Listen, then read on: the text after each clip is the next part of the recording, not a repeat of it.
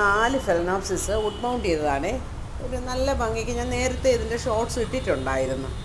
അന്നേ ഫ്ലവർ ചെയ്തത് ഇപ്പോഴും അത് ഇടയ്ക്കിടയ്ക്ക് ഫ്ലവർ ചെയ്തുകൊണ്ടിരിക്കുന്നു. കണ്ടോ? ഇനി വേറൊരു ചെടിയിൽ സ്പൈക്ക് വന്നു. അതും കുറേ നാൾ നിന്ന് ഫ്ലവർ ചെയ്തിട്ട് അത് ലാസ്റ്റിലിപ്പോൾ കണ്ടോ നല്ല നീളത്തിലങ്ങ് ഫ്ലവർ ചെയ്തിട്ട് ഇപ്പോൾ ലാസ്റ്റിൽ അതിലൊരു തൈ വന്നു. തൈ വന്ന് നിന്നതാ. തൈ വന്ന് നിൽക്കുന്നതല്ല, നിന്നതാ എന്നേ ഇനി പറയാൻ പറ്റുള്ളൂ. കാരണം എന്താണെന്ന് വെച്ചാൽ ഇന്ന് ഉച്ചയ്ക്ക് ഭയങ്കര കാറ്റായിരുന്നു ഇവിടെ.